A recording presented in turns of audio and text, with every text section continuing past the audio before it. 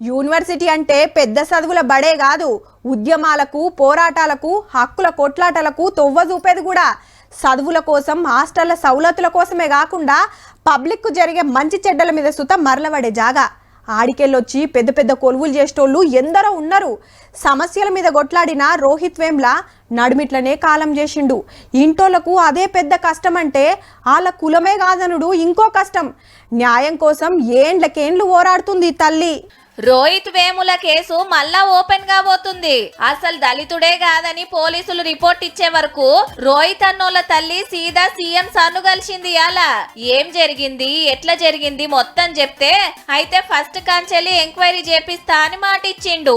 ఏమటే DGP sir order వేస్తే హైకోర్టులో petition వేసి కేసు తెరిచే పనులున్నారు పోలీసులు.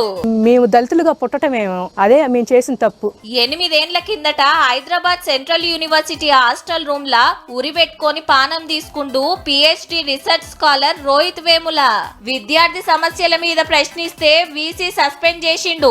దళితుడని తక్కువ చేసి చూసినందుకే పానం తీసుకుండని దేశమంతటా పెద్ద లొల్లయింది. రాహుల్ గాంధీ సార్ సుతా వచ్చి పోరాటానికి హిమ్మత్ ఇచ్చిండు. ఇన్నేళ్లు ఎంక్వైరీ చేసి వీసీ సతాయించలే.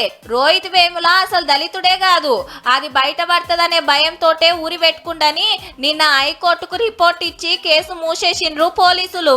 ఈసీ అప్పారావు ఉన్నప్పుడు రోహిత్ అట్లా చంపబడ్డాడు. నేనేమో చంపబడ్డాడు అని చెబుతుంటే వాళ్ళేమో ఆత్మహత్య అని చెబుతున్నారు. చల్ అట్లెట్లా చేస్తారని రాత్రి యూనివర్సిటీలో విద్యార్థి సంఘాలు లడాయి అందుకున్నాయి. పాత సర్కార్ల కుట్ర జరిగిందనేది మనోళ్ళ మాట.